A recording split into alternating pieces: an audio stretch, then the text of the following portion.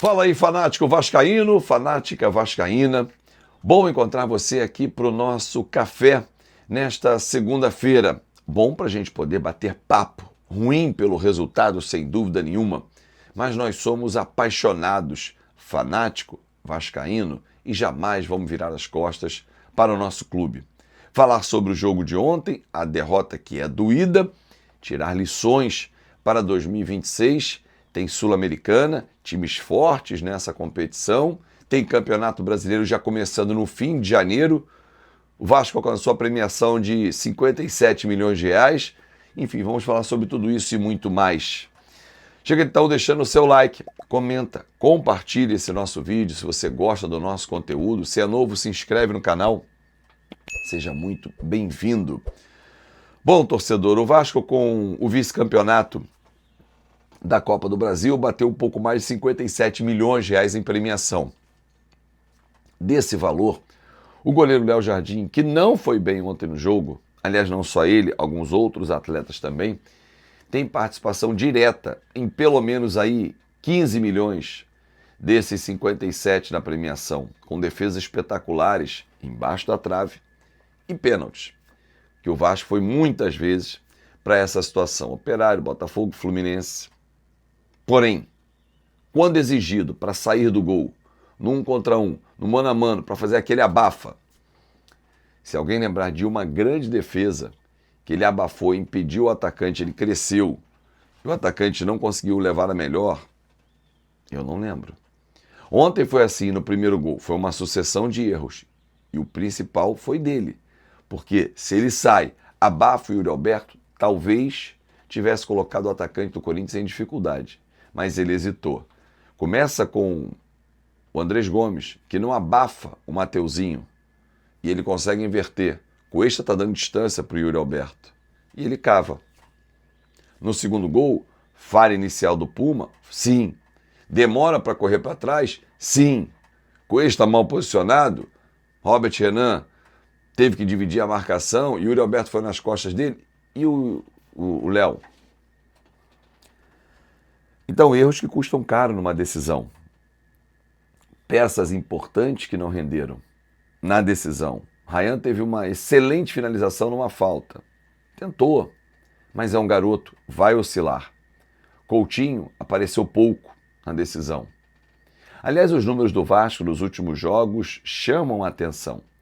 Nos últimos 12 jogos, somando Brasileiro e Copa do Brasil, o Vasco tem apenas 2 vitórias. Ruim isso, né? 9 derrotas, 1 empate. 9 gols marcados e 23 sofridos. O Vasco precisa aprender com os seus erros, lamber as feridas, tirar lições para 2026. Se você me perguntar se o ano de 2025 é um ano perdido, eu digo que não. Há coisas positivas para tirar? Claro que sim. O Vasco avançou para a final da Copa do Brasil. Pela terceira vez na sua história, chegou a uma final de competição nacional. Deu esperança ao torcedor, uma esperança real, porque o primeiro jogo lá em Itaquera foi um bom jogo. Então o Vasco tinha boas condições de ser campeão da Copa do Brasil. Mas o que notabilizou esse time ao longo da temporada foi erros individuais. E o Vasco cometeu aos montes ao longo dessa temporada. Pontos positivos. O time ter chegado à final da Copa do Brasil, mesmo não sendo dos mais fortes. O Vasco eliminou o Fluminense, que foi o 5º colocado no Campeonato Brasileiro. O Vasco foi 14º, por isso está na Sul-Americana. Não tinha banco de reservas. Isso tem que aprender para o ano que vem. A derrota é doída, mas é uma lição para 2026. Para que o Fernando Diniz olhe para o banco e tenha opções para mexer num jogo. Tentar modificar uma partida. Não descalibrar tanto o time. Ele errou nas escolhas? Também acho. Por que que quando ele tira o Coutinho e o Nuno ao mesmo tempo, que estavam cansados fisicamente, estavam acabados, ele bota Tietê como opção? Por que não Garré? Então ele não confia no Garré? É isso que a gente está vendo? Matheus França entrou muito mal. Aliás, vale uma avaliação e vale, inclusive, já pensar numa devolução. O Matheus França não rendeu no Vasco. Acontece. O Vasco contratou 6 jogadores na janela e ele não rendeu. Ele foi o único. O Thiago Mendes demorou um pouquinho, mas rendeu. Jogou mais uma vez uma boa partida. Jogador grande, que tomou conta da posição. Robert Renan e Cuesta, apesar de algumas falhas ao longo da temporada, encaixaram. Acho que com uma pré-temporada vai ser uma zaga que vai dar bons resultados para o Vasco da Gama. Barros voltou muito bem. E o Andrés Gomes, um dos destaques do Vasco nessa reta final principalmente. Jogou bem, jogou uma boa final de Copa do Brasil. Mas o Matheus França, esse lamentavelmente, não foi só o jogo de ontem. Ele não vem rendendo. É para pensar para 2026. Hugo Moura, David, Tietê, Vitor Luiz interessa Chapecoense, Maurício Lemos vai embora, Jean Davi. Ao fim do jogo, na entrevista coletiva, o Fernando Diniz disse, olha, não vamos contratar um Vitor Roque, torcedor não precisa se enganar com isso e não vamos mentir. Correto, Diniz? Não temos dinheiro, correto. Mas também não dá para sair gastando, né? Tem pouco a tirar para o alto. Maxime, Garré, Lloyd, Jean Davi, Emerson Rodrigues, tudo contratação da atual gestão. É gasto. Só nessa brincadeira eu estou falando de praticamente 10 milhões de dólares. Será que com 10 milhões de dólares, pegando os 5, Lloyd já foi emprestado, Maxime foi emprestado, Jean está encostado, Garré nem entra. Será que se a gente pegar e o Emerson foi vendido, pegar esses 10 milhões que o Vasco gastou, não investiu, gastou, não era possível trazer um cara muito bom, ou 2 de 5 milhões e 2 titulares, porque o Vasco precisa de titulares. Pelo menos uns 3 para o ano que vem. Precisa. Até porque alguns que hoje estão no time titular vêm para o banco, viram opções. É uma conversa que a gente vai ter hoje no nosso Na Conta KTO. Antes, quero dar um recado super especial para você. Você já viu rolando várias vezes aqui, ó. O meu cupom da Insider, corre que dá tempo. Se você mora em São Paulo, inclusive, recebe antes do Natal. Se não, entre no Natal e no Novo, chega para você a Tech T-shirt. Eu, por exemplo, estou vestindo uma Tech T-shirt que é super confortável. Ela encaixa no corpo. Lavou, secou, você já pode usar. Tem vários modelos, gola redonda, gola V, para você comprar e ter muito conforto, durabilidade, porque os produtos da Insider duram demais, e principalmente tecnologia. Cara, é uma malha muito confortável. Ela faz um encaixe no corpo que é impressionante. E um detalhe, em todas as ocasiões do seu dia a dia você pode encaixar a Insider. Numa reunião, numa ida ao shopping, num jantar, enfim. É para ter aquela peça coringa no seu armário. E diversas cores. A paleta de cores da Insider é fantástica. Corre, porque as roupas da Insider duram muito. Porém, as promoções, né, e os preços acabam rapidamente. E eles são cumulativos, hein, com o meu desconto e o que está no site também. Então não esquece, Insider, para você comprar, insiderstore.com.br, vou deixar fixado nos comentários também. Bom, torcedor, estamos classificados, já estávamos, né? A questão era ir para a Copa do Brasil, para a Libertadores, via Copa do Brasil, mas fomos para a Sul-Americana, que vai ser uma competição difícil. Tem São Paulo, tem Atlético Mineiro, tem Grêmio, tem River Plate, tem um Racing, que foi campeão no ano passado dessa competição, tem o Atlético Nacional, tem times difíceis, né? A competição começa em abril, a final é 21 de novembro lá na Colômbia. O Vasco precisa reforçar o seu elenco, mas precisa também abrir mão de alguns jogadores. Ah, mas eles estão sob contrato. Empresta, bota em negociação para rodar, porque alguns não entregaram.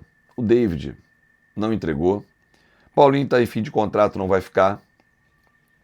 Puma é um jogador que o Diniz gosta, mas é caro.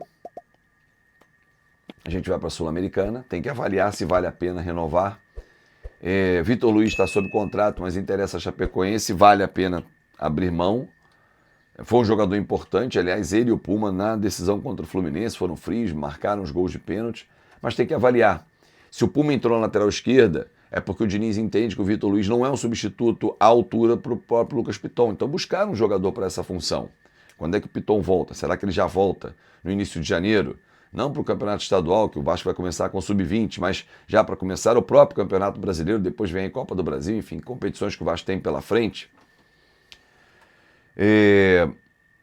Buscar um meia para jogar com o Coutinho, ou no lugar do Coutinho, a ser um substituto à altura do Coutinho. Um 9.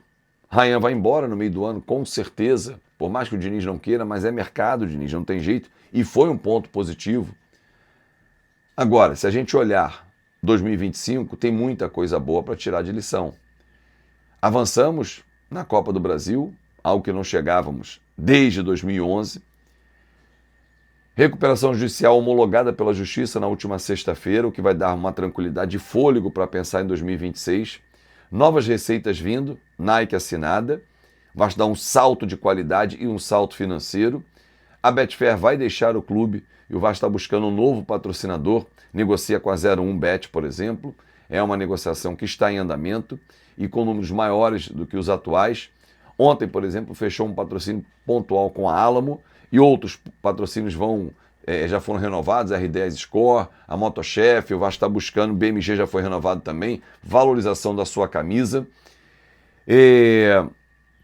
Vendas, como a do Ryan, vão acontecer, jogador valorizado, o Vasco vai vender bem, né? O Vasco vai conseguir um bom recurso. A gente está falando no mínimo aí entre 35 e 40 milhões de euros, né, por esse atleta. E o Vasco hoje, num terceiro ano de mandato, o presidente Pedrinho vai entrar num outro degrau, vai subir.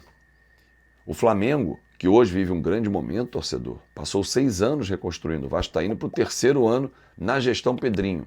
Infelizmente, com a 777, nós não reestruturamos, nós não crescemos.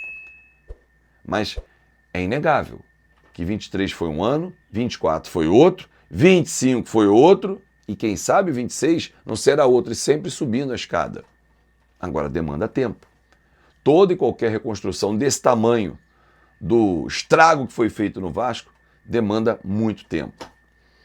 Meio-dia, eu espero você na conta KTO para bater papo sobre a nossa paixão. Jamais vamos virar as costas para o Vasco da Gama. Só fico triste quando vascaínos brigam entre vascaínos, né? Todo mundo aqui é vascaíno. Não tem um que é mais vascaíno do que o outro. Em grupos de WhatsApp vejo pessoas se agredindo. Eu mesmo saí de um grupo porque a ofensa não leva a lugar nenhum. Você está chateado, você quer discutir, o fulano não jogou bem, o Beltrano, beleza. Mas ofender, você acha que a culpa da derrota é minha? Então se fosse campeão, eu seria o responsável? Nenhuma coisa nem outra. Vamos acalmar os ânimos, olhar para trás, tirar pontos positivos. Ryan, um baita ponto positivo. A janela feita pelo Admar, pelo Felipe, pelo Fernando Diniz, pelo Pedrinho. A segunda foi muito boa, a primeira foi muito ruim. Erraram pra caramba, pagamos o preço. Vamos acalmar, olhar para frente, torcedor. Tem coisa boa para vir pra gente, mas é ano a ano. E o Vasco está crescendo ano a ano. Basta ter um pouco de racionalidade para fazer a análise. Há erros? Claro que sim, mas há acertos também. Grande abraço, uma excelente semana para vocês e não esquece, dedo no like, comenta, compartilha e se inscreve no nosso canal. Obrigado pela sua moral e por acompanhar sempre o Fanático Vascaíno, que jamais vai deixar de trazer a paixão para você, torcedor. Grande abraço e até mais tarde.